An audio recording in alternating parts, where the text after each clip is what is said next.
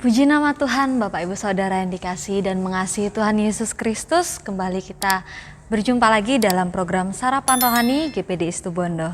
Puji Tuhan, pada pagi hari ini kita rindu untuk sama-sama merenungkan, sama-sama mengetahui sedikit dari kebenaran firman Tuhan tentang Habakuk.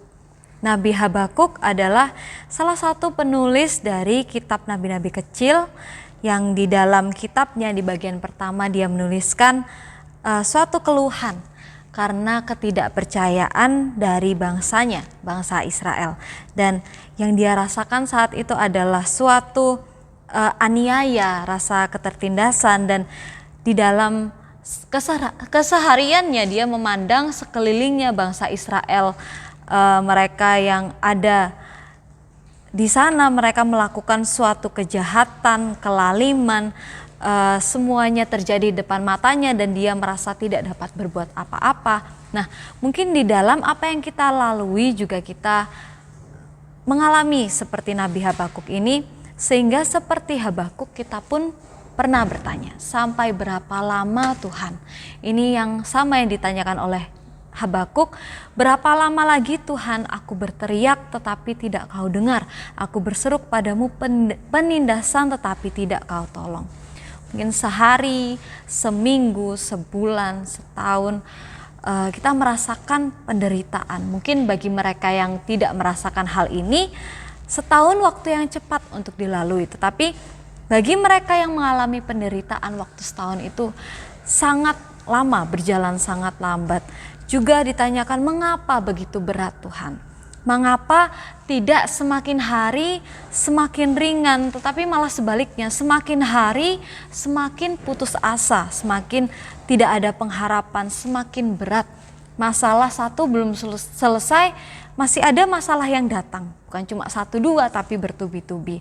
Nah, Habakuk ini juga pernah mengalaminya, tetapi dalam keraguannya, di dalam ratapannya, Habakuk mengarahkan kembali pandangan yang dia miliki ini kepada Tuhan. Yang sama-sama kita mau pelajari dari Habakuk adalah yang pertama, melihat. Habakuk pasal 2 ayat yang pertama, aku mau berdiri di tempat pengintaianku dan berdiri tegak di menara. Aku mau meninjau dan menantikan apa yang akan difirmankannya kepadaku dan apa yang akan dijawabnya atas pengaduanku. Puji Tuhan. Dikatakan aku mau berdiri tegak, meninjau. Yang pertama adalah melihat. Melihat apa? Melihat Tuhan bekerja.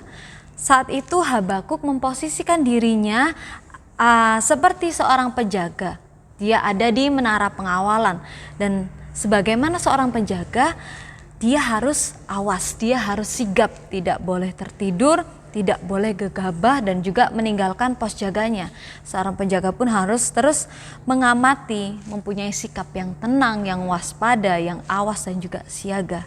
Nah, menara pengawal ini juga berarti adalah sebuah tindakan, menarik suatu pandangan kita, mengarahkan apa yang kita lihat. Kalau selama ini kita melihat fokus kita kepada dunia, kita mengarahkan pandangan kita ke surga. Nah, ini merupakan suatu kebiasaan dari nabi-nabi Allah, menantikan suatu wahyu Allah dengan sabar dan setia.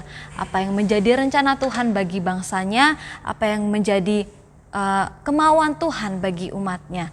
Dan jika ini dikaitkan dengan suatu makna rohani, saat kita berdiri tegak di menara, Tuhan itu menghendaki kita untuk tetap tenang dalam kita menghadapi suatu pergumulan yang kita rasakan. Tuhan ingin kita melihat bukan menggunakan mata jasmani yang fokus hanya kepada apa yang kita hadapi, pergumulan, masalah yang kita hadapi, tetapi Tuhan mau kita melihat dengan mata rohani kita, di mana kita melihat apa yang ada di balik permasalahan itu, apa janji Tuhan, apa yang Tuhan mau kerjakan dalam hidup kita, apa yang Tuhan mau proses, mau ubahkan dalam hidup kita. Nah, jadi fokusnya adalah bukan kepada masalahnya, tetapi kepada apa yang Tuhan mau berikan kepada kita melalui permasalahan itu. Nah, juga yang dilakukan Habakuk di dalam ratapannya adalah dia berdoa. Kalau kita lihat di dalam Habakuk pasal yang ketiga, di sini dituliskan tentang doa Nabi Habakuk. Nah, doa ini adalah salah satu cara kita untuk kita bisa tenang tinggal di dalam Tuhan. Dengan kita membiasakan diri kita untuk berdoa di tengah pergumulan kita, itu melatih kita untuk diam, untuk melihat dengan mata iman kita bahwa Tuhan itu sedang bekerja dengan caranya dan semuanya itu adalah untuk kebaikan kita. Nah, yang kedua yang kita mau pelajari dari Nabi Habakuk adalah menunggu. Masih dalam Habakuk 2 ayat yang kedua dan ketiga. Lalu Tuhan menjawab aku demikian, tuliskanlah penglihatan itu dan ukirkanlah itu pada loh-loh supaya orang sambil lalu dapat membacanya. Sebab penglihatan itu masih menanti saatnya, tetapi ia bersegera menuju kesudahannya dengan tidak menipu. Apabila berlambat-lambat, nantikanlah itu. Sebab itu sungguh-sungguh akan datang dan tidak akan bertangguh. Nah, puji Tuhan, yang kedua adalah menunggu. Tuhan kita, Allah kita adalah Allah yang setia dan Dia tidak pernah main-main dengan janjinya. Kita sebagai manusia saat dalam pergumulan, dalam permasalahan, dalam kesedihan kita tentunya menginginkan bahwa semuanya cepat berlalu, cepat selesai. Tidak ada seorang pun yang mau berlama-lama untuk terus tinggal dalam penderitaan itu. Tetapi yang kita percayai adalah waktu Tuhan itu bukanlah waktu kita. Sehingga apa yang dilakukan Nabi Habakuk selagi dia menunggu Tuhan, dia bukan menunggu dengan berdiam diri, dengan tidak melakukan apapun, tetapi ada suatu tindakan yang dilakukan oleh Habakuk, dan itu adalah mengingat firman Tuhan, di mana dia mengingat pribadi Tuhan dan pekerjaan tangannya yang telah dilakukannya.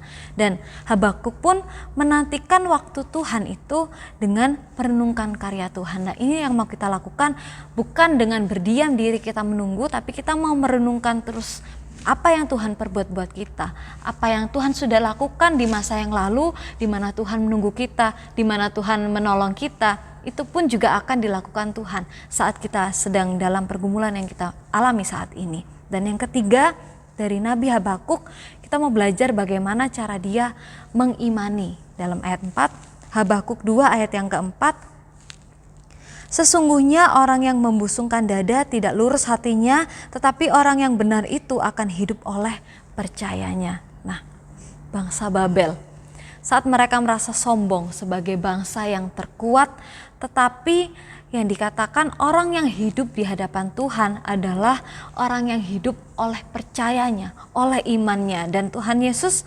kepada murid-muridnya pun dia mengajarkan bahwa Tuhan itu tidak akan pernah meninggalkan murid-muridnya di dalam keadaan apapun.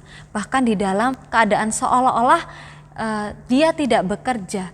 Tapi sesungguhnya Tuhan kita ini adalah Tuhan yang bekerja di dalam kondisi apapun, walau kita saat itu tidak melihatnya. Sehingga dengan iman kita perlu percaya bahwa rencana Tuhan, penggenapan dari semua yang Dia firmankan, semua yang Dia perkatakan itu akan ada di dalam hidup kita. Dan ingatlah bahwa dalam keadaan apapun Tuhan tetap ada, Tuhan tetap setia kepada kita.